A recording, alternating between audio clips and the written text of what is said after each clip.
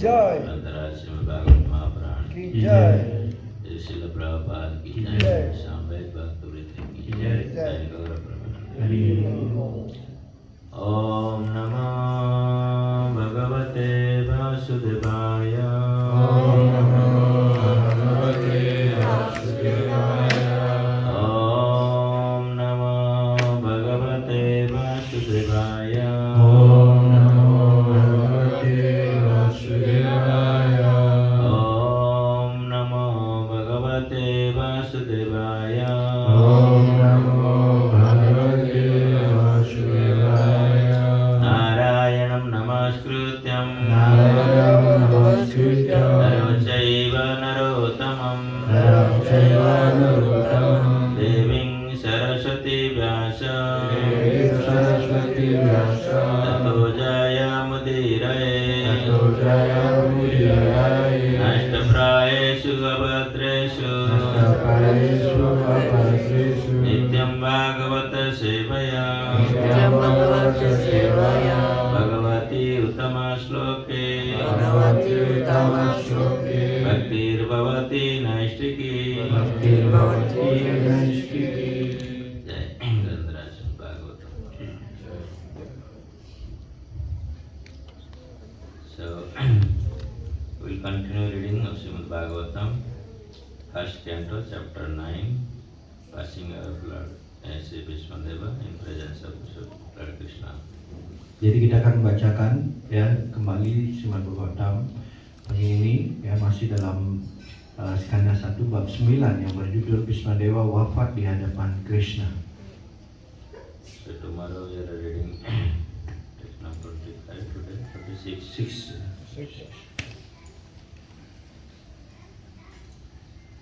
Purusha Swabhava Vihitan. Purusha Swabhava Vihitan. Sloka 26 ya. 26 ne? Yes. Purusha Swabhava Vihitan. Purusha Swabhava Vihitan. Jata Varnam Jata Ashramam. Yata Varnam Yata Ashramam. Vairagya Ragopadhivyam. Vairagya Ragopadhivyam. Amnate Vyalakhanam. Amnato Vayalakshanam. Purusha Swabhava Vihitam. Purusha Swabhava Vihitam. Jata Varnam Jata Ashramam. Yata Ashramam. Vairagya Ragopadhivyam. Vairagya Ragopadhivyam. Amnato Vyalakhanam. Amnato Vayalakshanam. Purusha Swabhava Vihitam. Purusha Swabhava Vihitam. Yata Varnam Yata Ashramam. Yata Varnam Yata Ashramam. Vairagya Ragopadhivyam. Vairagya Ragopadhivyam. Amnato Vayalakshanam.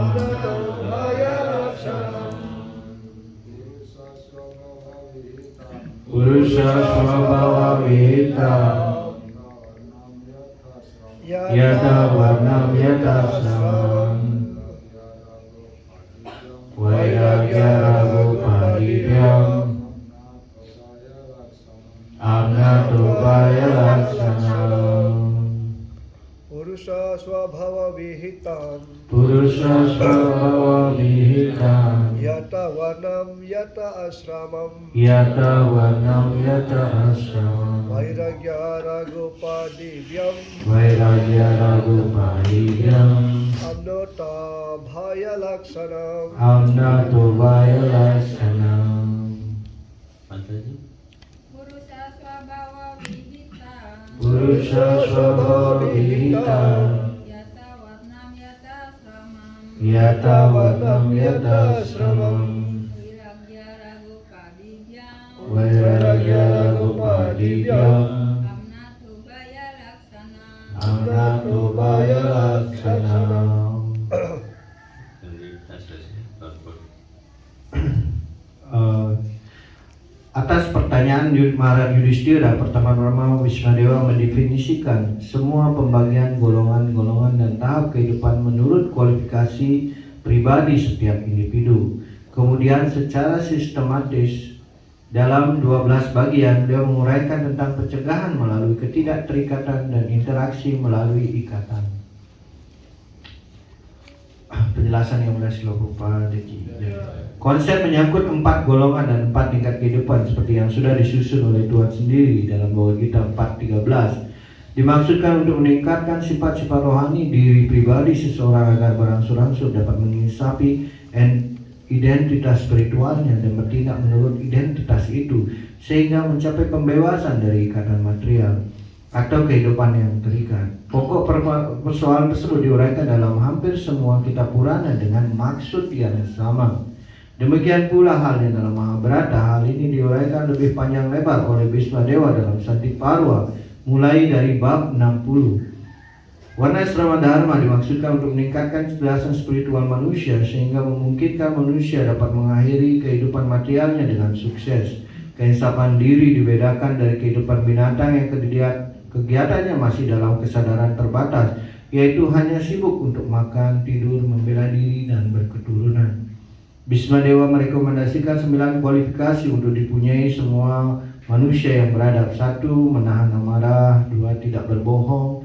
3. Adil dalam membagikan harta. 4. Memaafkan. 5. Berketurunan hanya dengan istri yang sah.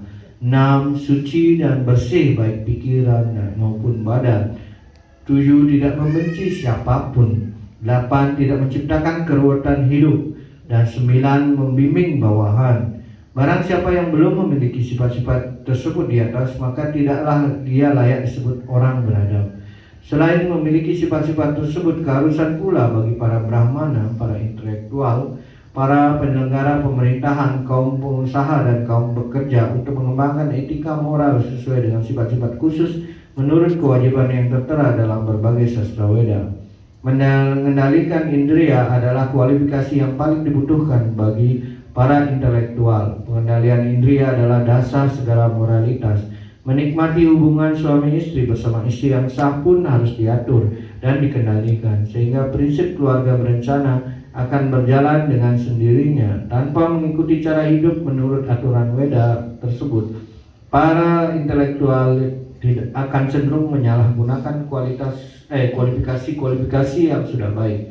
Ini berarti bahwa para intelektual pun harus taat dan serius mempelajari sastra Weda, terutama Srimad Bhagavatam dan Bhagavad Gita. Orang yang dapat mengungkap pengetahuan Weda hanyalah orang yang tekun 100% dalam bakti. Oleh karena itu merekalah yang harus didekati. Ia adalah orang yang tidak melakukan kegiatan yang dilarang oleh sastra seperti merokok, mengkonsumsi minuman beralkohol, dan sebagainya. Seorang guru spiritual tidak melakukan hal-hal terlarang seperti itu. Sistem pendidikan modern yang diterapkan pada hampir semua lembaga pendidikan dan perguruan tinggi dewasa ini tidak menganggap penting untuk mengadopsi kualifikasi dan moralitas seorang guru seperti yang disebutkan di atas sebagai pertimbangan untuk menjadi seorang guru atau dosen di tempat ia mengajar. Oleh karena itu, terjadi penyalahgunaan dalam berbagai bentuk terhadap hasil karya intelektual yang diretas oleh para siswa. Golongan kesatria atau para penyelenggara negara khususnya dianjurkan untuk berderma dan tidak boleh menerima derma dalam keadaan apapun. Dewasa ini para pemimpin negara semuanya mencari sumbangan untuk aktivitas politiknya, tapi tidak pernah memberikan sumbangan pada rakyat yang dipimpinnya atau yang diwakilinya, baik langsung dalam berbagai acara kenegaraan maupun secara tidak langsung hasil pemerintahannya. Ini bertolak belakang dengan aturan sastra. Justru golongan satrialah yang harus berderma menurut sastra.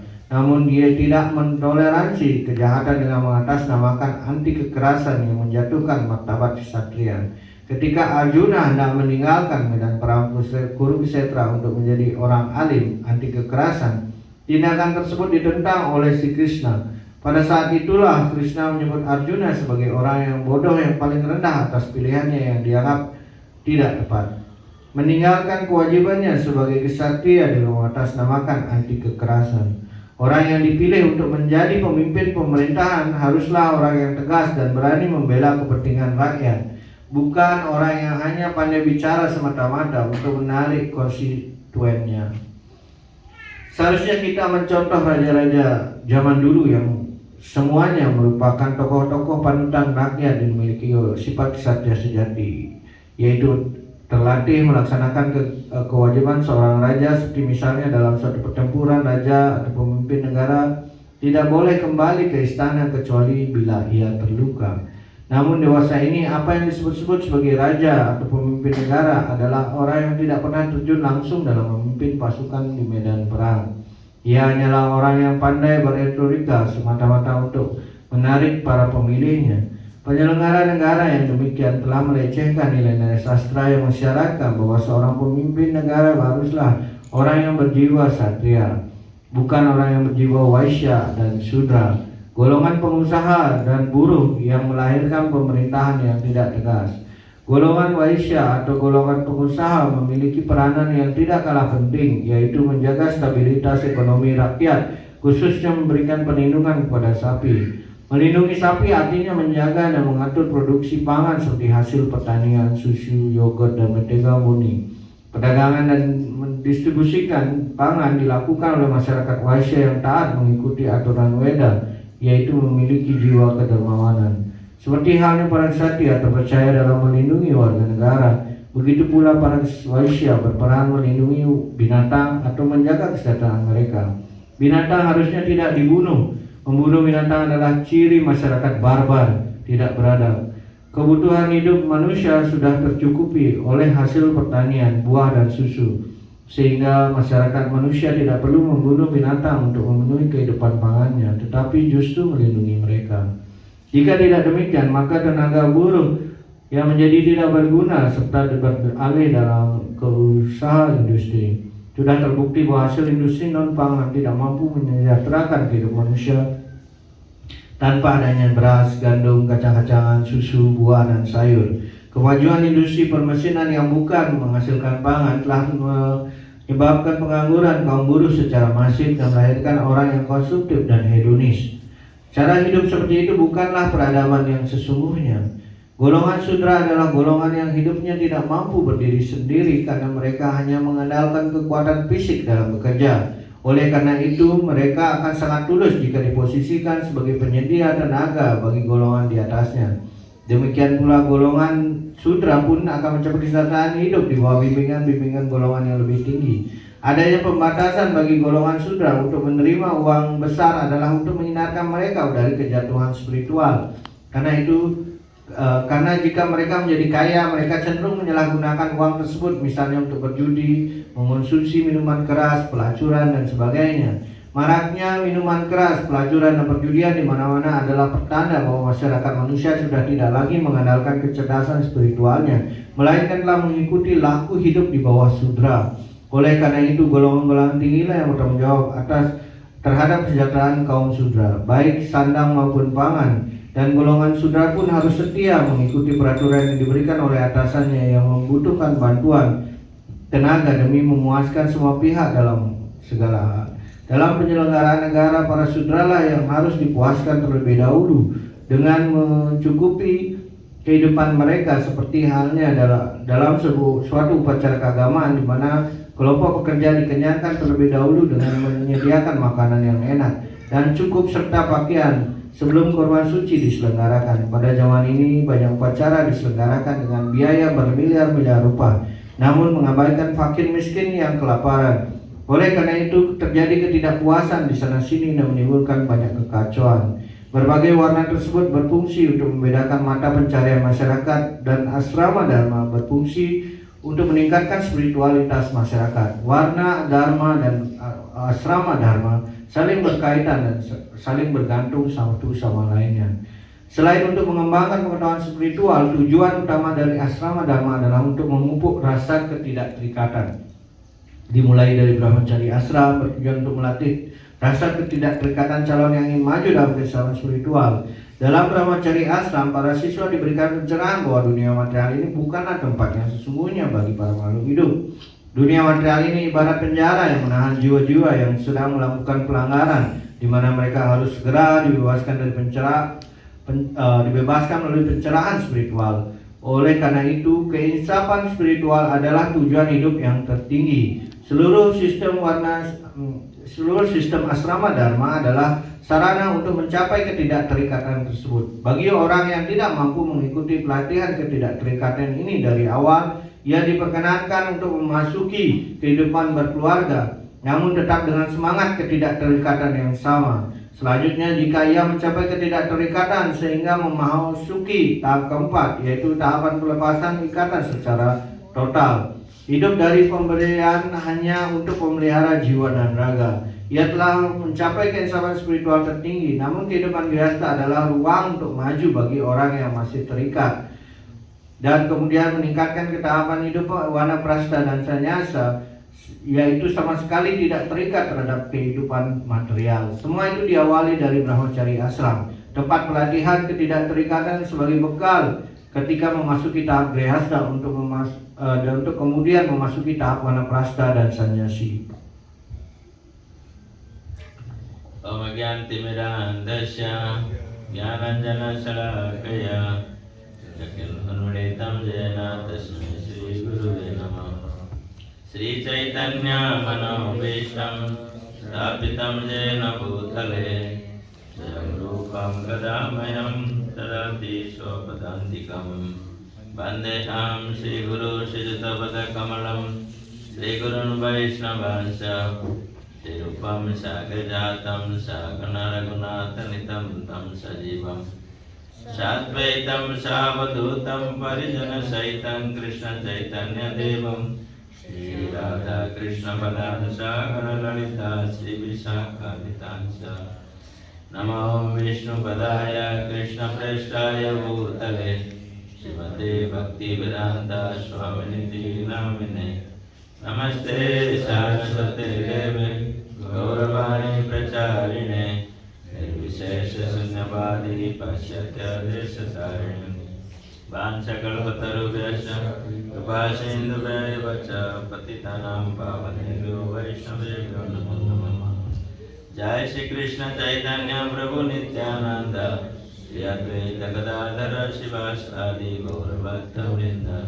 Hare Krishna Krishna Krishna Hare Hare Hare Rama Rama Rama Hare Hare. Hare Krishna, dear devotees. Hare Krishna, para penyembah yang terkasih. So thank you very much. This morning you have arrived for understanding or remembering Srimad Bhagavatam. Terima kasih banyak karena para penyembah sudah mau datang ya untuk bagaimana para penyembah ingin memahami dan dalam hal ini Srimad Bhagavatam. So as we are continuing the pastime of Bhismadeva in the battlefield when he was just about to end his life. Dan karena itu jelaskan kita melanjutkan dari topik yang sebelumnya di mana Bhismadewa yang pada saat ini akan mengakhiri hidupnya. So though that was his end of life, Krishna wanted to make him glorious in this world. Ya, karena itu meskipun akan meninggalkan dunia ini, bagaimana Tuhan Sri Krishna berusaha untuk memuliakan diri beliau di dunia ini. Because of Bhismadeva, as we know, he is one of the 12 Mahajana. So Krishna wanted to prove that how the qualities of Mahajana, and how we can understand who is the Mahajana. Ya, karena beliau termasuk dari satu dari 12 Mahajana. Ya, Krishna ingin membuktikan bagaimana kualitas seorang Mahajana kepada orang yang lainnya. So when Yudhishthira Maharaj pacified by Bhismadeva's discussion, then Bhismadeva appealed to Krishna, my dear Lord, you remain here standing with your 400 par, smiling. So as long as I leave the body. Dan kemudian bagaimana ketika di Bhismadewa akan mengakhiri hidupnya di sana, beliau juga menyampaikan doa bagaimana, oh Tuhan, Anda telah berdiri di hadapan hamba dalam wujud Anda berlengan empat, sebelum meninggalkan badan hamba ini, Anda mau berkenan untuk datang. So Krishna is residing everybody's heart as a Paramatma. So he inspired Yudhishthira Maharaj. So now Bhismadeva is going to depart. So please ask whatever Varnashram Dharma, all these religious principles, please ask him. Dan karena itu beliau juga yang dikenal berada di dalam hati setiap makhluk hidup. Karena itu beliau menginspirasi Yudhistira Maharaj bagaimana sekarang Biswadewa akan meninggalkan ya dunia material ini. Karena itu ya Anda bertanyalah bagaimana ya tentang segala tatanan kehidupan, yaitu baik itu warna maupun asrama ya, dan hal-hal yang bersifat spiritual ini. Because regarding the religious principle, we should always hear from those authoritative sources like Mahajana, Bhismadev. Ya karena itu kita mengetahui bahwa untuk mendengar hal-hal yang bersifat keagamaan atau hal yang spiritual, kita harus mendengar dari ya roh-roh yang sudah seperti Bhismadeva atau Mahajana. Otherwise, there are different scholarly people, so-called high class people, these people, so many religious personality. Then we get confused. We don't reach in the conclusion of a religious principle. Karena itu ya jika kita mendengar dari meskipun dikatakan orang-orang yang ya ahli dalam berbagai bidang dalam hal ini, kayak bidang keagamaan atau pemimpin-pemimpin agama yang sangat hebat seperti itu, ya karena begitu banyaknya kita akan menjadi dibingungkan mendengar dari mereka semua. And Bhismadeva is not speaking in a room. It is not a room conversation. Bhismadeva and Yudhishthira Maharaj. So it was in the battlefield of Kurukshetra and assembled by all the saintly personalities in this world. Dan karena itu sebenarnya ini bukanlah pembicaraan yang antara Bhismadeva dengan Yudhishthira Maharaj yang ada di kamar seperti itu, tidak. Tetapi ya percakapan ini terjadi di mana ya di medan perang Kurukshetra, di mana semua orang-orang suci segera hadir ketika beliau mau berpulang ini untuk mendengarkan ya wejangan-wejangan. So then you understood also the situation of Bhismadeva. He was not in a comfortable situation. He was sleeping in the bed of arrows. Karena itu jelaskan bagaimana ya juga kita mengetahui Bhismadeva ini ya tidak dalam kondisi yang nyaman seperti itu, karena sebenarnya dia dalam kondisi yang sangat terluka di mana ia ya tidur di atas tempat tidur yang dibuatkan dengan menggunakan anak panah ini dan yang menancap di tubuhnya. So in that condition to speaking something about religious principle is very difficult. Ya karena itu dalam kondisi seperti itu bahkan untuk berbicara tentang prinsip-prinsip keagamaan itu sangatlah sulit dengan kondisi seperti itu. But in this situation we understand that when the Supreme Lord Himself is present, or we are remembering Krishna, or we are chanting of the Hare Krishna holy name, see all this miserable condition of our life, pain, suffering, everything goes away immediately. Dan karena itu dengan kita mengetahui dengan kehadiran Tuhan si Krishna di sana secara pribadi ataupun dikatakan kalau kita dalam hal ini mengucapkan nama suci Tuhan dan melihat Tuhan seperti itu, maka segera pada saat itu maka yang terjadi adalah semua penderitaannya akan menjadi hilang So if Supreme Lord is present there, is somebody suffering, then how somebody understand the Supreme Lord? Jika Tuhan di sana hadir kemudian bagaimana mungkin ia akan menderita seperti itu? Karena kalau orang yang masih merasa menderita ketika Tuhan hadir di sana, itu dikatakan orang itu berarti tidak mengerti kehadiran Tuhan. In Bhakti Rasamrita Sindhu it is mentioned, Bhagavatam mentioned that the devotional service, symptom of devotional service, when you perform devotional service, you become Klesagni, out of all these miseries. Karena itu from all the miseries. Dikatakan dalam Bhakti Rasamrita Sindhu ada 6 ciri bagaimana bakti ini telah dilakukan dengan baik, maka ada salah satu akibat yang akan diterima yaitu namanya Klesagni. Klesagni itu artinya seorang bebas dari penderitaan. So if only devotional service can free from all this misery, then what I would speak about the Supreme Lord Himself is standing in Bhismadeva, then where will be the misery or suffering of Bhismadeva?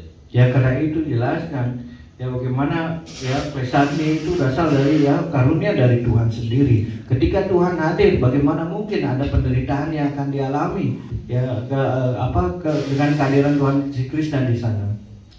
So as per Yudhishthira Maharaj's inquiry, Bhishma Deva started speaking about the religious principle of all sections of person, Varna and Ashramas. Karena itu ya dengan kehadiran Yudhishthira Maharaj di sana dan kemudian bertanya kepada Bhisma Dewa, di mana beliau bertanya tentang semua bagian dari bagian yang dikenal dengan warna dan asrama dharma ini. As we know that Krishna says in Bhagavad Gita, Chaturvarna Maya Srishta Karma Vibhagasa. Actually, Krishna has divided this whole world in the four varna and the four ashramas. Ya, karena itu dijelaskan Chaturvarna Maya Srishta guna karma vibhagasa. Di sini bagaimana Krishna sendiri yang membagi sebenarnya ya tatanan kehidupan ya, dalam itu disebut dengan warna dan asrama, sesuai dengan warna dan asramanya. And especially we should understand from Krishna is mentioning according to guna and karma, not by birth. Ya, kemudian selanjutnya Krishna menyampaikan ya guna dan karma. Ya, jadi itu artinya tidak ya bahwa seseorang mendapatkan kualifikasi itu langsung dari sejak dia lahir. If somebody is taken birth in the Brahmana family, he will not consider as a Brahmana unless he acquire the quality of a Brahmana.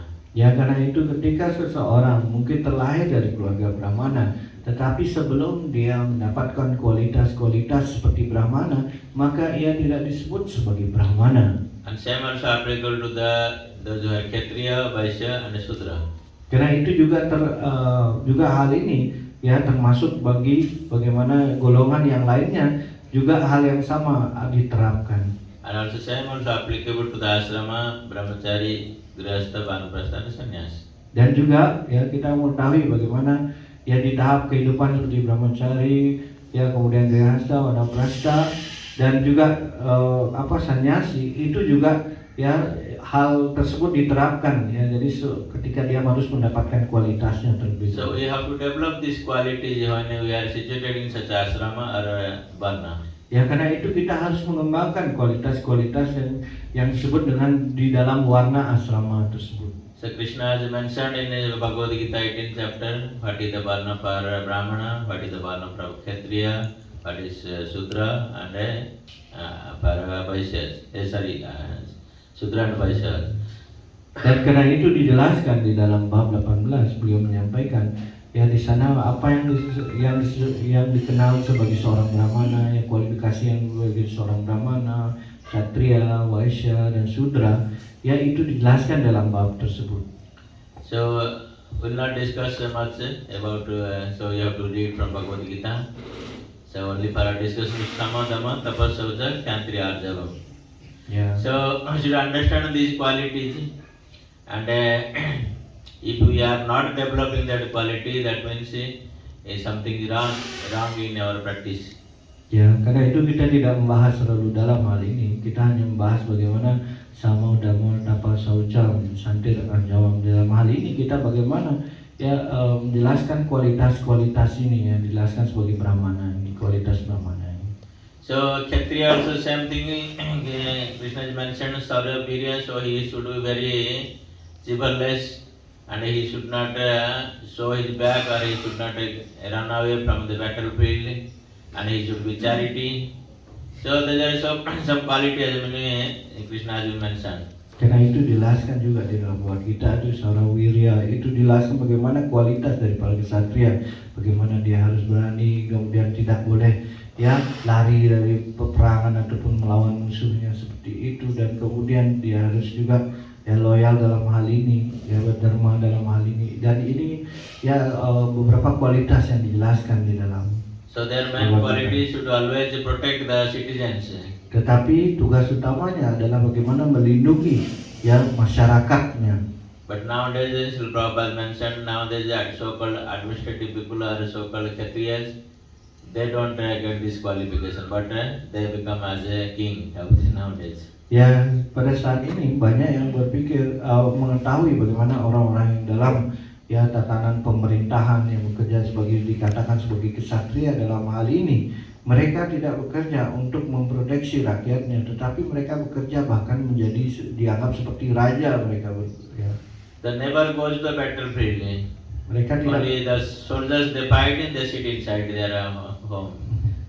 Dan itu jelaskan dalam peperangan bahkan itu ya pejabat-pejabat itu tidak akan maju di depan untuk berperang seperti itu, tetapi malah di rumah yang tinggal seperti itu menginstruksikan prajuritnya untuk berperang. And here we see battlefield of Kurukshetra, Yudhishthira Maharaj himself, he was in the battlefield. Ya, kalau kita melihat bagaimana dalam pertempuran Mahabharata tersebut, bahkan Yudhishthira Maharaj sendiri yang turun tangan untuk dalam peperangan tersebut, untuk pertempuran tersebut. And they should have also quality of a charity, they give always charity to others. Kemudian ada lagi kualitas dari Ksatria ini adalah berderma seperti itu. Beliau selalu berderma untuk masyarakat lainnya dalam hal ini. At the same time they have to always protect the citizens. Dan pada saat yang sama beliau selalu akan melindungi masyarakatnya.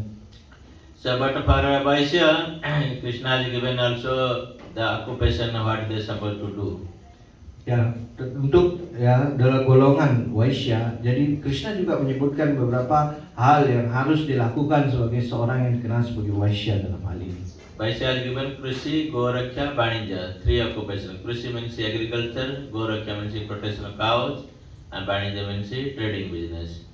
Ya, jadi itu dalamnya dalam hal di bawah kita adalah nasi sora raksaya ya. Itu dijelaskan bagaimana ya kualitasnya ada 3, itu dijelaskan bagaimana dia harus punya melindungi masyarakatnya, kemudian dalam hal ini dia harus mempunyai tanah, kemudian sapi, dan bagaimana membuat lahan tersebut diolah seperti itu. So this is actually very important section of our society. Karena itu ini adalah bagian yang paling penting dalam masyarakat kita. Because every person depend upon the food, right? Otherwise you cannot sustain. Karena di masyarakat kita membutuhkan begitu banyak makanan. Jika tidak ada makanan, bagaimana masyarakat bisa bertahan hidup? And unless until you do the agriculture, where you will get the food? You will not get food from the factory. Right? Ya, karena itu jika Anda dikatakan ya jika tidak ada pertanian seperti itu, dari mana Anda bisa makan seperti itu? Jika hanya ada ya dikatakan sebagai perusahaan-perusahaan yang dikatakan hanya selain ya pertanian seperti itu, bagaimana kita bisa hidup bertahan hidup? And sometimes it is very important for protecting the cows. Yang kemudian yang kedua itu ada bagaimana pentingnya untuk melindungi sapi. So if you protect cow, you get abundant milk and you get so many vegetables, grains. Then why you kill the animals in shelter house? Ya karena itu dikatakan bahwa bagaimana kalau sapi ini bisa menghasilkan susu dan bahan-bahan dari yang dikatakan dari susu tersebut ya, dan di sana ya jika ini sudah ditambah dengan ya hasil pertanian yang itu berupa biji-bijian seperti itu ya, maka secara otomatis kita tidak memerlukan lagi kenapa kita harus membunuh binatang lagi seperti itu, karena sudah semua terpenuhi. And same time also Sudra has only one occupational duty. He has to only serve the other 3 classes of people. Dan kemudian ya posisi yang terakhir yaitu posisi dari Sudra ini sebenarnya hanya satu saja tugasnya, yaitu bagaimana dia melayani 3 ya dijelaskan ya warna itu ya 3 warna ini ya dilayani oleh Sudra. But unfortunately nowadays Sudra has become the king. So that's why the problem all over the world. Ya, tetapi sayangnya sekarang yang menjadi Sudra atau sebagai pelayan itu menganggap dirinya sebagai raja. Inilah masalah yang terjadi di seluruh dunia saat ini. And same thing also is applicable for ashramas, brahmachari, banprastha, grihastha and sannyasi. Dan itu hal ini ya juga terjadi ya, dalam hal ini kita harus mengetahui tatanan juga dalam ya asrama, yaitu brahmachari, grihastha, vanaprastha dan sannyasi. So unless until we follow the specific qualities from different ashrama, then we are not actually honest ourselves that we are this ashrama, that ashrama belong to this king. We should not designate ourselves. Ya, karena itu dijelaskan ya bagaimana ya kecuali seseorang yang mengambil kualitas-kualitas yang harusnya yang dijelaskan dalam setiap tahapan ya golongan kehidupan ini, yaitu ya brahmachari, grihastha, vanaprastha dan sannyasi ya, kecuali hal itu bisa kita lakukan, baru ya seorang dalam kehidupannya akan mendapatkan yang namanya kehidupan yang damai, dan dalam hal ini tidak akan mengganggu yang lainnya dalam hal ini. So, as Srila Prabhupada mentioned here in Mahabharata Shanti Parva, it is a detailed discussed. Also Srimad Bhagavatam in 7th canto also ideal family life. Sri Narada Muni described to Maharaj Yudhishthira. So when we read, then we understand what is actually real dharma for each and every person. Ya, karena itu dijelaskan ya juga di dalam Mahabharata Shanti Parva seperti itu, di mana Narada Muni juga menjelaskan pada Yudhishthira Maharaj dalam hal ini bagaimana yang mengikuti kegiatan dalam hal ini ya sesuai dengan warna dan asramanya seperti itu ya, maka itu secara detail didiskusikan dalam bab-bab ini. So that's why unless until we follow the varna ashram and ashram dharma, then we will not consider as a human being or civilized human being. Ya, karena itu dijelaskan ya bagaimana ketika seorang tidak mengikuti yang namanya warna dan asrama ini, maka tidak dapat dikatakan dia sebagai manusia. So we are considered as an animal. Ya, karena itu kita dianggap sebagai binatang dalam hal ini. So what is the purpose of following the varna ashrama? Somebody may inquire or ask the question. Ya, kemudian mungkin ada yang bertanya, ya apa tujuan sejati dari warna dan asrama tersebut dalam hal So ini? Bhishma Pitamaha here saying that vairagyam ragopadi bhayam. Arthat, when she get a renunciation from this world and or a detachment from this material world, and same time upadhi varjana means there is no attachment. Ya, Or, karena you don't identify that I am this, that, this thing, upadhi. Ya, karena itu dijelaskan di sini ada kalimat wairagya rago upadibhyam, yaitu dalam hal ini ya kita dijelaskan wairagya, tujuan dari semua kita melakukan manasrama dharma ini adalah untuk mencapai ketidakterikatan, dan karena itu kita dikatakan upadibhyam di sini ya, bagaimana kita harus terbebas dari yang namanya ikatan terhadap yang nama sebutan atau julukan-julukan material. Because sometimes we designate ourselves, I am Brahmana, I am Vaishya, or Kshatriya, or I am Sannyasi, Brahmachari, Vanprastha, or Grihastha. Ya, karena itu kadang-kadang kita mengidentifikasi diri kita sebagai saya Brahmachari, ya Vaishya, saya Sudra, ya kemudian saya juga ya Vanprastha, Grihastha seperti itu, ataupun Sannyasi seperti itu. Kita kadang-kadang menunjukkan identitas material kita ini. So that's why our real identification is Chaitanya Mahaprabhu, Gopi Pada Pada Kaur Das Das Anudas. Tetapi ya seperti yang disampaikan oleh si Chaitanya Mahaprabhu bahwa ya identitas kita yang sejati yaitu Gopi Batu pada Kamalayo Dasa Anudasa, artinya kita pelayan dari pelayan para gopi. So many times a devotee get confused that whether we perform practice varnashram dharma or we practice devotional service. Ya, karena itu kadang-kadang para penyembah menjadi terbingung juga dalam kehidupannya. Kita mau mempraktekkan varnasrama dharma atau melaksanakan yang namanya pelayanan bakti ini dalam hal ini. Actually we are practicing devotional service, but following varnashrama is a stepping stone for practicing devotional service or reach our destination. Ya, karena itu sebenarnya yang kita lakukan adalah melakukan pelayanan bakti, tetapi varnasrama dharma itu dianggap sebagai batu loncatan bagaimana kita bisa masuk dalam pelayanan bakti tersebut. As we know that we are Jiva Swarupa Krishna Das, but voluntarily we don't accept that we are Das. That's why we follow the varnashrama dharma, slowly you come to that Das platform. Ya, karena kita mengetahui ya bahwa identitas kita yang sendiri jiwa swarupa Krishnara Nitya Dasa, bahwa diri kita adalah sepenuhnya adalah seorang pelayan Tuhan. Tetapi sebenarnya proses yang dilakukan dalam varnasrama dharma ini kemudian itu haruslah hasilnya berangsur-angsur membawa kita untuk memahami bahwa kita adalah pelayan kekal dari Tuhan Sri Krishna. So that's why systematically we should understand what is actually varnashrama, what is the goal of our life, and what we supposed to do, what not to do. When we understand from the authoritative sources, then there will no confusion. Karena itu kita harus mengetahui ya bagaimana apa yang dikenal sebagai ya dalam hal ini ya pelayanan bakti seperti itu, dan bagaimana cara melakukannya. Dalam hal ini kita kita harus mengetahui secara terperinci sehingga kita yang mengetahui apa yang harus dilakukan dan apa yang tidak boleh dilakukan. So all the varnas and ashramas, those who are following, there are only one goal, Sansidim Haritosanam. Ya karena itu ya bagi semua orang yang mengikuti yang namanya Warnasrama Dharma ini satu-satunya tujuan kehidupannya adalah Sansidim Haritosanam. Only satisfy the Supreme Lord Hari. Ya hanya tujuannya untuk memuaskan Tuhan Sri Hari. So that was the Sanambanam lesson from Bhishma Deva who are teaching about Varna and Ashrama.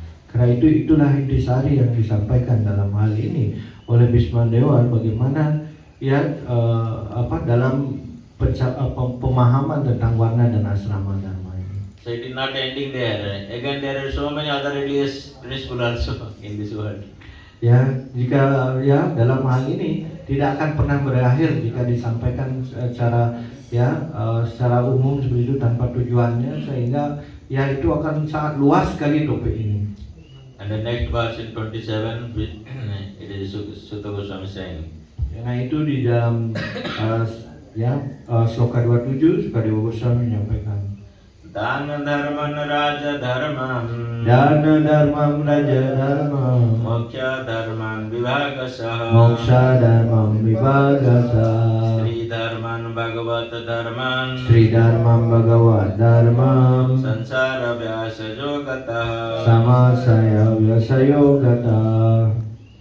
Kemudian beliau menjelaskan melalui pembagian tentang perbuatan kedermawanan, kegiatan nyata para raja, serta kegiatan peretas pembebasan. Lalu beliau menjelaskan tentang kewajiban kaum perempuan dan para penyembah Tuhan, baik secara singkat maupun panjang lebar. You see, there are so many religious principles in this world. Ya karena itu dijelaskan begitu banyak ya prinsip-prinsip agama atau dharma yang dijelaskan ada di dunia ini. So here it is mentioned few of the how to give the charity to others. Ya, di sini beberapa ya disebutkan dalam hal ini prinsip-prinsipnya bagaimana memberikan dharma kepada yang lainnya. In 17th chapter, Krishna is explaining in Bhagavad Gita. So there are 3 varieties of charities. Karena itu jelaskan di Bhagavad Gita ada 3 yang diberikan kedermawanan yang dibagi menjadi 3 dalam hal ini di Bhagavad Gita. Charity in the mode of goodness, mode of passion, and ignorance. Ya, karena itu kedermawanan yang bersifat masih dalam ya satwika guna, kemudian rajasa guna dan juga tamasa guna. So we may think that how charity is always good. No. Yes. So what is the difference in charity in the mode of goodness, passion, and ignorance? Karena itu ya pada umumnya kita berpikir kalau orang berderma kan sudah selalu baik ya. Tapi di sini bagaimana perbedaannya dalam hal ini? Ya berderma itu dianggap sebagai dalam golongan ya sifat satwika guna, rajasa guna maupun tamasa guna. Sometimes we give charity by propagate our name, fame, adoration. Oh, somebody say, oh, this person has given this much, this. So we expect something in charity. Ya kadang-kadang orang ya dalam hal ini memberikan derma itu ya dalam hal ini saya melakukan ini ya tetapi masih menginginkan mendapatkan hasil dari kegiatannya seperti itu. Dengan kata lain dia berharap untuk yang mendapatkan hasil dari melakukan ya dharma tersebut. And sometimes we give charity without any expectation. Ya kadang-kadang kita juga melakukan ya dharma tanpa mengharapkan apapun terjadi lagi. And sometimes we charity without any discrimination. Anybody and everybody we give charity. Ya kadang-kadang kita memberikan ya dharma di mana tidak memilih ya bagaimana latar belakangnya, siapapun saya akan berikan dharma ini. So though it looks like same, but the result is not same. Ya meskipun tampaknya sama tapi hasilnya tidak sama. So if charity you are giving with a good heart to some person who is smoking or drinking alcohol, so you will also get consequence result of that. Ya sama seperti halnya kita berderma kepada orang-orang yang suka mabuk, suka ya merokok dan yang lainnya seperti itu, maka kita akan tetap menerima juga reaksi dari melakukan derma tersebut. You don't say that oh I have given the charity out of compassion. And so but you will get consequences because you have not given a proper person. Karena itu kita tidak bisa mengatakan oh saya memberikan derma ya karena rasa kasihan saya kepada orang ini, tetapi itu tidaklah benar adanya karena Anda memberikan dharma kepada orang yang salah. Karena itu Anda harus siap menerima konsekuensinya. So that's why we have to read from Bhagavad Gita 17 and 18th chapter. At the beginning of 18th chapter, 17th chapter it mentioned how there are different charities. Ya karena itu kita harus selalu baca Bhagavad Gita, terutama bab 17, bab 18 seperti itu. Ya bagaimana cara kita memberikan dharma yang sebenarnya dikatakan. So that's Srila Prabhupada mentioned in summary. Prabhupada said that the charity only we should give those persons only for the sake of a pleasure of Supreme Lord. Ya karena itu ya Srila Prabhupada menyimpulkan bagaimana seharusnya menggunakan dharma ini, di mana dharma ini hanya dilakukan jika itu memuaskan ya pribadian Tuhan Yang Maha Esa. Either service of Lord or those who are practicing doing the service of Lord or propagating the service of Lord all over. So you give the charity to them only. Ya karena itu baik itu ya memberikan dharma untuk pelayanan dalam pelayanan pada Tuhan, dan kemudian yang kedua menggunakan ya dharma itu diberikan kepada orang yang dalam hal ini melayani kepribadian Tuhan Yang Maha Esa. And then he is explaining about Raj Dharma, what is the religious principle for the king. Dan kemudian melanjutkan lagi beliau menyampaikan tentang apa itu ya Raja Dharma. Dalam hal ini bagaimana adalah dharma dari seorang raja. So that the king will not be considered the king if you have manpower or you are more powerful person. So you defeated some other weakly king and become the king. By establishing a king, you are not considered the king unless until you follow the principle as a king. Ya karena itu kita ya, dalam hal ini tidak dapat dikatakan sebagai seorang raja hanya dengan kata ya Anda menumbangkan raja lainnya seperti itu. Ya kecuali Anda mengembangkan kualitas-kualitas para raja itu baru Anda dianggap sebagai seorang raja. So king should always have consider from the Brahminical ministers. Ya karena itu ya ini sang raja ini selalu mendapatkan pertimbangan-pertimbangan ataupun dipilih dalam hal ini oleh yang namanya bagian dari Brahmana ya yang ada di dalam kerajaan. So he should always consider the citizens are there like his own children. Dan karena itu juga dia harus punya kualitas bahwa masyarakatnya harus dianggap sebagai anak-anaknya sendiri. And he should always think the protection, how to protect the citizens. Dan selalu bagaimana berusaha dia berpikir melindungi semua masyarakatnya dalam hal ini. So as we see in case of Lord Ram, everybody saying that Ram Rajya, no? They are glorifying about Ram Rajya, the kingdom of Lord Ram. Ya. Karena itu kita mengetahui pernah dengar tentang bagaimana ya Tuhan si Rama di kerajaannya, karena itu dikenal sebagai Ram Rajya dalam hal ini. Because he was the exemplary king, he was showing by his own practice how one supposed to be a king. Ya karena di sini ya si Rama yang mempraktekkan bagaimana seharusnya menjadi seorang raja yang sebenarnya. But unfortunately nowadays also many people are propagating Ram Rajya, but without Lord Ram in center. Dan ya sekarang banyak sekali orang yang menyampaikan tentang ya istilah ini Ram Raja, tetapi mereka tidak memuja si Rama di sana tanpa kehadiran si Rama di sana. So if you don't bring Ram in the center, then where is the possibility of Ram Rajya? Karena itu jika kita tidak membawa si Ram sebagai pusat dari segala kegiatan kita, bagaimana dikatakan tempat itu sebagai Ram Rajya dalam hal ini? So that's why somebody wants to become king or ruling some provinces or some country, so they should learn from different scripture, especially Bhagavad Gita, Bhagavatam, how to rule the citizen. Ya karena itu ketika seorang raja berusaha ya dalam hal ini memerintah kerajaannya, ya baik itu di dalam suatu negara ataupun suatu pemerintahan seperti itu, ya bagaimana seharusnya mereka harus belajar dari apa yang disampaikan di dalam Bhagavad Gita, kemudian Bhagavatam, kualitas-kualitas dari para raja tersebut. And another important thing that salvation dharma, mukhya dharma means how to get salvation or liberation from this material entanglement. Dan karena itu hal yang lebih penting di sini adalah moksha dharma dalam hal ini. Bagaimana seorang ya dharma yang mengajarkan kita untuk mencapai yang namanya pembebasan tersebut. Because unless until we understand how to get liberation from this material world, then we again come again the birth of death cycle, we are wandering here there. Karena itu kecuali seorang bisa mencapai dalam hal ini mencapai moksa ataupun dalam pembebasan ini, maka ini dijelaskan maka seorang dia tidak mencapai yang menjadi tujuannya dalam kehidupan di dunia material. And then again Stri Dharma, what is the principle, religious principle for the woman? Ya, kemudian di sini ada lagi dengan Stri Dharma atau prinsip-prinsip yang bagaimana untuk mengatur kaum perempuan dalam hal ini atau bagaimana untuk menghormati wanita dalam hal ini. So, so there is mention also in this Bhishma Santi Parva of Mahabharata. So you should read it. This what are the qualities of a woman.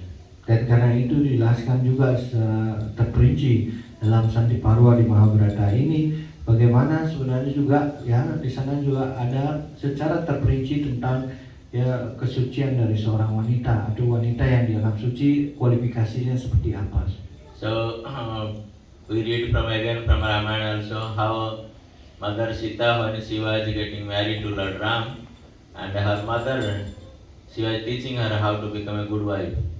Ya, dan kita juga mengingat bagaimana tentang kegiatan lila dari Sita, Dewi Sita di dalam Ramayana tersebut, bagaimana ketika akan menikah dengan si Rama, bagaimana ibu dari Dewi Sita dalam hal ini beliau mengajarkan bagaimana menjadi seorang istri yang baik. But nowadays the mothers are teaching how to break the family. Tapi sekarang di zaman Kali Yuga malah sekarang ibu-ibunya malah memprovokasi bagaimana untuk menghancurkan pernikahan anaknya. And when the woman going to other house without proper understanding or knowledge, he try to become lord over in that house.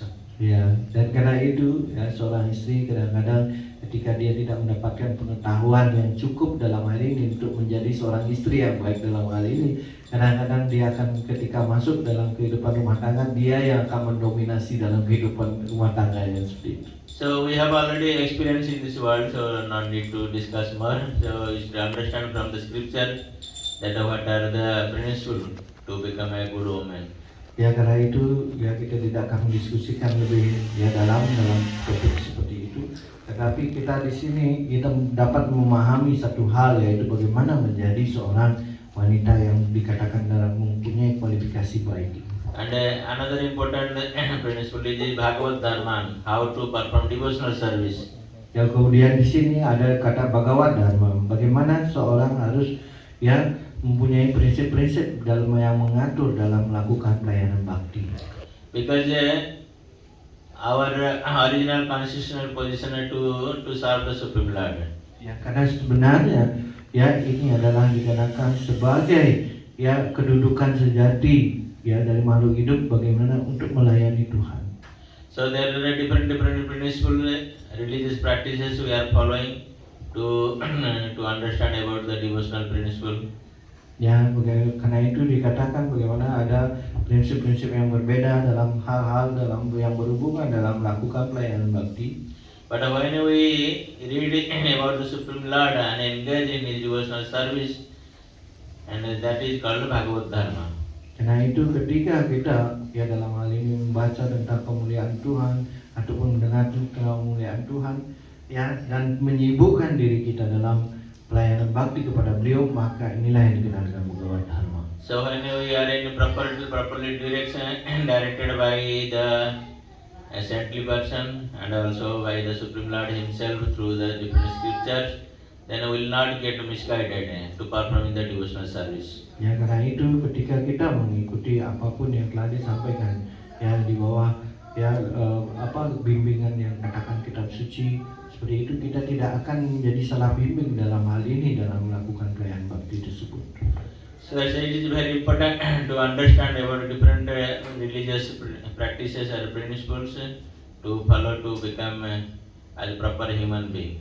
Ya, karena itu adalah hal yang wajib bagi kita untuk mengikuti prinsip-prinsip dharma yang telah mengatur seperti itu agar dapat disebut sebagai kehidupan manusia. And in the next verse, 28, it is explained that from where he was teaching this all this religious practice, Bhishmadev. Ya, karena itu ya di sini di sloka 28 akan dijelaskan bagaimana dari mana ya Bhismadewa mendapat mempelajari hal-hal dalam hal pelayanan prinsip-prinsip dharma tersebut. So he was speaking from his own that because he said I am the Bhishmadev, or he is speaking from his mental speculation, from where he was speaking from. Ya, sekarang pertanyaannya dari mana ya beliau berbicara dalam prinsip ini, apakah dari dirinya atau mental spekulasinya atau yang lainnya, dari mana ini disampaikan. So here it is very important to understand in the 28 verses Sutta Goswami saying Dharmartha kama mokshanscha Dharmartha kama mokshanscha Sahapayam yathamune Sahapayam yathamune Nana achyana itihasesu Nanakyana itihanesu Varnayam asatatvate. Varnayam asatatvate.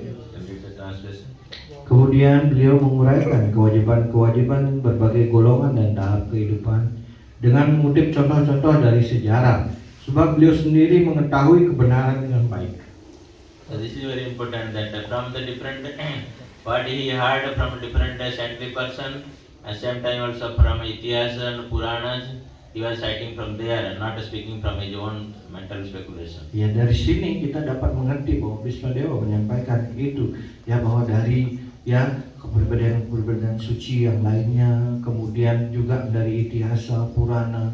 Jadi dengan cara demikian, ia di sini untuk menyatakan bahwa ya Bhismadewa tidak menerima ini dari hanya mental spekulasi saja. So as we know that this is the qualification of a Mahajan. Mahajan never depend upon his own qualification, own austerity or own charity, so-called things he does never. He always depend upon Supreme Lord and different scripture and other previous acharyas.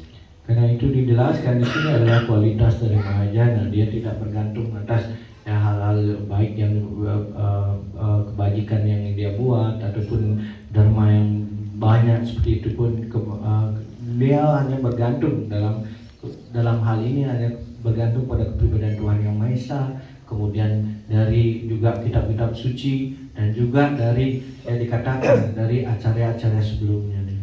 So that's why it is the purpose of all the Vedic scriptures like Ramayana, Mahabharata, Bhagavad Gita, Bhagavatam, only to give the proper guidance to the human being, so they can at the end of their life they can come back to the spiritual world.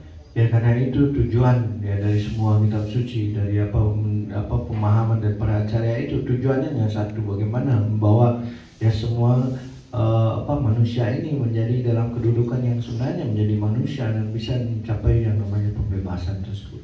So somebody should not try to give his own interpretations. Always Prabhupada said there are so many Bhagavad Gita in this world. So Prabhupada was not happy at all that without a proper knowledge or understanding somebody writes commentary on Bhagavad Gita. Ya, kira itu ya pada saat yang sama Srila Prabhupada juga tidak begitu puas dengan begitu banyak komentar-komentar tentang Bhagavad Gita ataupun terjemahan-terjemahan dari Bhagavad Gita, karena dia itu tidak membawa kepada pemahaman yang tepat untuk mereka memahami tentang apa yang ingin disampaikan Krishna dalam Bhagavad Gita tersebut. So there are so many people in this material world, so they are misguiding in the general public, the innocent person in this world. Ya, karena itu di dunia ini begitu banyak ya dikatakan ya orang menjadi salah bimbing ya, karena mereka tidak mendapat bimbingan yang tepat dalam hal ini untuk memahami Bhagavad Gita ini. So we should consider ourselves how fortunate we are. Ya, karena itu kita harus ya berpikir bahwa diri kita bagaimana ya kita sangat beruntung dalam hal ini. At least Srila Prabhupada came to us and he properly guided us and gave us the things that which we can practice ourselves and go to back to Godhead. Ya, karena itu kita harus sangat berterima kasih dalam hal ini kepada Srila Prabhupada dalam hal ini, bagaimana beliau membimbing kita dan bagaimana cara melatih diri kita ya agar dengan latihan tersebut pada akhirnya kita bisa kembali pada Tuhan. So So when Bhishmadeva was discussing all this religious principle from the different scripture, so that time the sun has come to the northern hemisphere. Yes. Dan pada saat itu ya bagaimana dalam hal ini ya ketika ya Bapak Bhismadewa telah menyampaikan begitu banyak ya prinsip-prinsip ya pada saat itu dharma yang mengatur dalam ya warna dan asrama ini, maka yang kemudian yang terjadi adalah ya waktu itu telah tiba di mana matahari mulai terbenam dalam hal ini. So you can read the text translation of 29. Ya. Dan kita akan bacakan sloka 29 ini. Translation only read. Ya. Pada waktu Bhismadewa sedang menguraikan berbagai dharma, matahari mulai bergerak ke arah utara. Masa-masa seperti inilah yang diinginkan para rohaniawan untuk meninggal dunia, yang waktunya ditentukan sendiri oleh mereka. So when Bhishmadeva was discussing this thing, the sun has changed his direction towards the northern hemisphere from southern. Dan tiba-tiba pada saat itu ketika beliau membicarakan hal ini, tiba-tiba arah ya matahari ini bergerak ke arah utara. So this time actually many yogis they want to leave their body this time. Ya pada saat itu dikatakan ketika ya matahari ini bergerak ke arah utara ya dalam hal ini, maka para yogi pada umumnya ingin meninggalkan segera badannya ketika dalam konstelasi ya bagaimana ya matahari ke arah utara ini.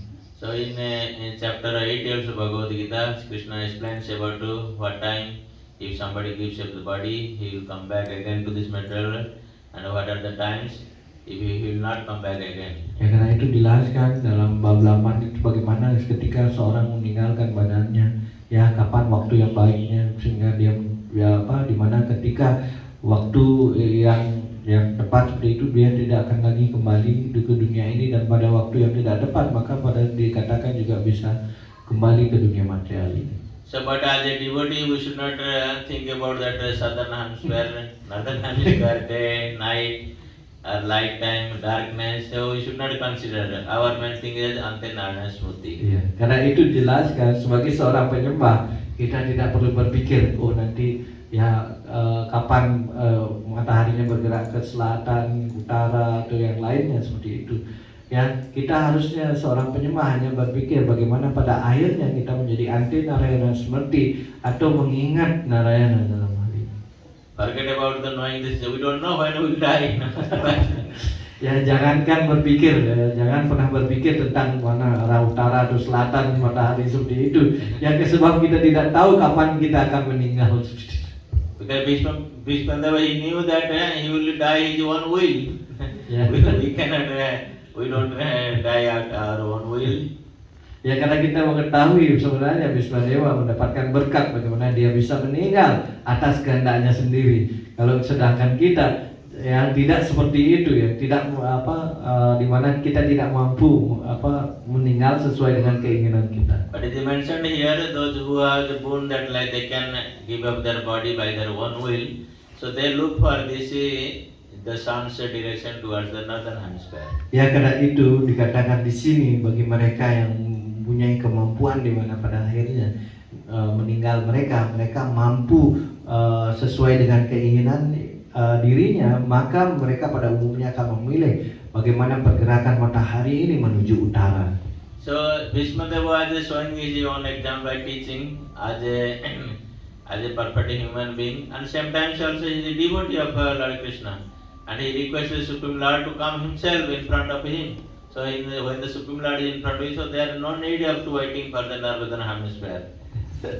Dan karena itu di sini Bhismadewa yang menunjukkan bagaimana beliau adalah ya karakter sempurna dari yang disebut sebagai manusia dalam hal ini, dan pada saat yang sama beliau adalah sebagai seorang penyembah. Karena itu beliau memohon kepada Tuhan si Krishna untuk hadir di hadapannya, dan karena Krishna hadir di hadapannya tidak perlu lagi yang diragukan apakah mau ke utara atau ke selatan, ya mataharinya tidak penting bagi mereka. So that's why here as we see that Bhishmadeva he was discussing about the Supreme Lord, and he is giving discourses to Pandavas. So he does not need to see that whether sun is going in which direction.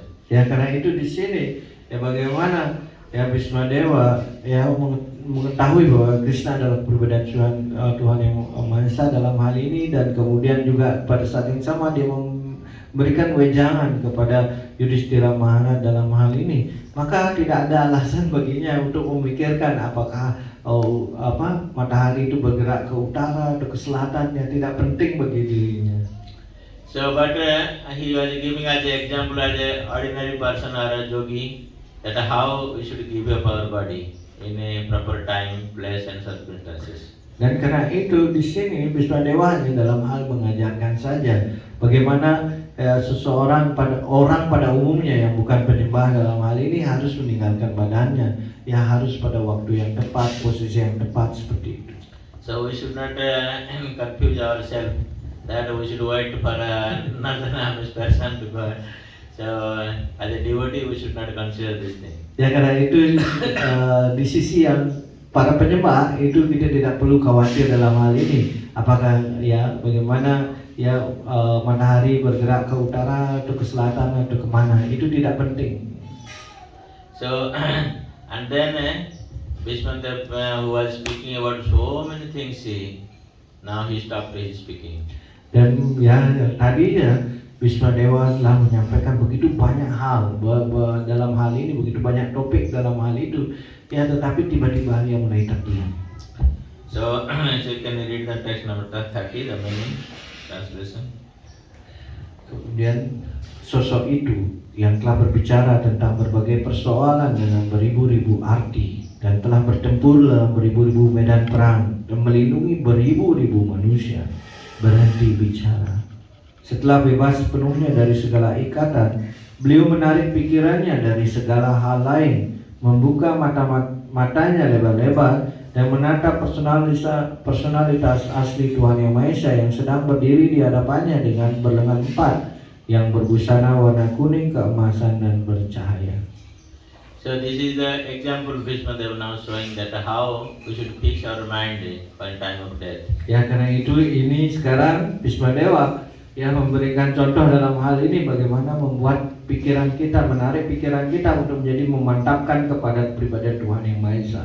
Because in our material world we know that so many activities we are performing day and night and every time. Also when we are coming to Krishna consciousness, there are so many services we are doing surrender sometimes. But when we understood that our time has come to end, so we should always fix our everything towards the lotus feet of Krishna. Ya kita mengetahui dalam kehidupan kita di dunia masyarakat begitu banyak hal yang ada dalam kehidupan kita, sehingga dalam hal ini masuk dalam pikiran kita. Begitu pula bahkan ketika kita seorang penyembah yang punya bagaimana begitu banyak pelayanan-pelayanan yang telah dilakukan dalam hal ini. Ya tetapi di sini diajarkan ketika kita akan meninggalkan badan kita, maka kita harus segera menarik pikiran-pikiran tersebut dan hanya memantapkan pikiran kita pada pribadi Tuhan Yang Maha Esa. So Bhishmadeva was the most fortunate that the Supreme Lord himself was present when he was passing away his body. Karena itu Bismadewa dikatakan begitu mujur kehidupannya, karena pada saat itu kepribadian Tuhan Yang Maha Esa si Krishna sendiri hadir ya pada saat dia akan meninggalkan badannya. We will also get same fortunity if we follow the footsteps of Bhishmadeva. If we remember Krishna in time of death, we will get the same benefit. Karena itu dijelaskan ya hal yang sama juga ya bisa terjadi dengan diri kita, seperti yang ya dilakukan oleh Bismadewa pada akhir kehidupannya, mampu melihat kepribadian Tuhan Yang Maha Esa. Hal itu juga bisa terjadi dengan diri kita ya, jika kita mampu memantapkan pikiran kita, maka secara otomatis ya kita bisa mengingat kepribadian Tuhan Yang Maha Esa pada akhir kehidupan kita. So whatever destination of Bhishmadeva got by personally Supreme Lord himself standing, and same destination you will also get when you remember Krishna himself. Ya, chanting his holy name. Apapun yang dikatakan manfaat yang terjadi ketika ya seorang meninggalkan badannya di hadapan Tuhan seperti itu ya, artinya punyanya ataupun ya pahalanya seperti itu, maka hal manfaat yang sama itu bisa didapatkan ketika seseorang meninggalkan badannya hanya dengan mengingat kepribadian Tuhan Yang Maha Esa. So we'll hear from next verses that how Bhishmadeva observed his mind everything only and only Krishna, and he was remembering different pastime of the Supreme Lord himself. Ya, karena itu kita akan melihat nanti di sloka-sloka selanjutnya bagaimana ya Tuhan Bismadewa dalam hal ini mengingat ya berbagai macam aktivitas Tuhan ya dalam hal ini yang berhubungan dengan dirinya pada saat akhir, bagaimana memusatkan hal-hal tersebut pada pikirannya. Krishna says in Bhagavad Gita, Manmana Bhava Madbhakto Madjaji Mam Namaskuru. So how our mind we should fix in the different service of Supreme Lord. Ya, karena itu dijelaskan mana bahwa Madbhakto Madjaji Mam Namaskuru. Dalam hal ini di Bhagavad Gita ini dijelaskan bagaimana ya kita membuat pikiran kita selalu ya dalam hal ini mantap ya dalam berbagai macam kegiatan ataupun pelayanan-pelayanan yang kita lakukan kepada beliau. So we should stop here, and so when the time come, we will again discuss more Ya, how karena itu Bismadeva was praying to Supreme Lord at the time of death. ya karena itu jika ada waktu lagi maka kita akan mendiskusikan lagi, tapi saat ini saya cukupkan dulu ya tentang bagaimana topik ini. Okay. Hare Krishna. Hare Krishna. Any question or comment? Ada komentar ataupun pertanyaan dalam hal ini?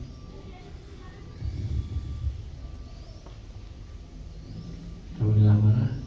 Tidak ada pertanyaan, ya silakan. Ya, terima kasih atas kelasnya pada program. Jadi ada beberapa penyembah tokoh yang beliau agungkan seperti Bhisma, Dewi Kunti dan Widura juga.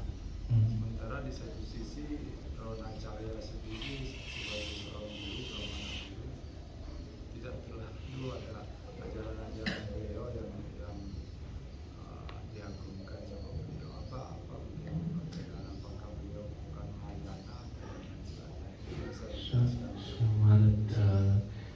So many personality like Bhisma, Kunti Devi, and Vidura, all glorified by Lord Krishna here. And also there is also in Mahabharata that personality like Dronacharya, why not so much glorification come into about this Dronacharya. Yeah, but we see the purpose of all the Vedic scripture, as you understand.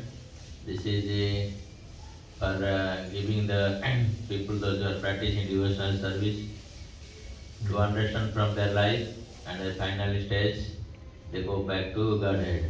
Ya, karena itu dijelaskan bagaimana ya di sini tujuan utamanya kita harus mengetahui terlebih dahulu bagaimana ya ketika para penyembah mempraktekkan dalam kehidupannya seperti itu, dan kemudian pada akhirnya dia dari kegiatan yang dia lakukan ya seperti itu, maka pada akhirnya dia bisa ya dalam hal ini mengingat Tuhan pada akhir kehidupannya dan bisa kembali pada Tuhan. Itu adalah tujuannya. So as we see, Dronacharya, those who has a great personality, but in so many other scripture also mentioned his qualities, especially in Mahabharata. But here, as you see, there are devotees of Krishna, because Srimad Bhagavatam is only for devotees. Karena itu dijelaskan dalam hal ini kita mengetahui kualitas dari Dronacharya ini adalah ya dikatakan kepribadian yang agung dalam hal ini. Ya, tetapi di sini untuk Srimad Bhagavatam ini adalah khusus dijelaskan untuk penyampaian tentang para penyembah Tuhan yang sebenarnya. So though he has some devotion for Krishna, but not like that Kunti Devi, as we know, is her expression, and Bhisma Devi is expression. So that's why it is mentioned in scripture, in Srimad Bhagavatam. Ya, karena itu dijelaskan ya di sini meskipun dia mempunyai ya dikatakan rasa dalam pelayanan bakti kepada Tuhan Sri Krishna, Dronacharya, tetapi tidak dapat dibandingkan dengan bagaimana ekspresi ya cinta kasih yang disampaikan oleh Dewi Kunti maupun Bismadewa, bagaimana seorang penyembah ya menyampaikan ekspresinya kepada pribadi Tuhan Yang Maha Esa Sri Krishna. Bisa dipahami, Bro? Hare Krishna Ya. Maharaj. So tadi dijelaskan di sloka 30 bagaimana seorang harus menarik ya pikiran pada saat meninggalkan badannya. Ya, meninggalkan badannya. Dalam keadaan kita saat ini itu Sulit ya. sangat sulit menarik pikiran ya untuk meditasi kepada Sri Krishna ya. Karena kadang menahan rasa sakit ataupun juga gangguan banyak terjadi. Bagaimana cara melakukan hal ini? So Maharaj wanted to check slow itu ya about how to return back the mind and be fixed into Krishna. So it is very difficult in this age, especially sometimes when we got sick like that, feel very pain in the body and everything. It's very difficult to become fixed into lotus feet of Krishna or Krishna. So that's why Krishna is advising Bhagavad Gita. Not only this age, Kali Yuga, every age it is difficult for controlling mind to bring it to Krishna. Like Krishna is saying that we have to control our mind through practice. Ya, karena itu dijelaskan ya, ini sebenarnya bagaimana ya Krishna menyampaikan di buat kita dalam bab 6 ini dijelaskan bagaimana ya seorang harus melatihnya, dikatakan tidak hanya zaman ini yang sulit mengendalikan pikiran, zaman sebelumnya juga sulit sekali mengendalikan pikiran. Karena itu dikatakan kita harus melatihnya dalam hal ini. So that's why Prahlad Maharaj says, Kamarat Acharat Prajna.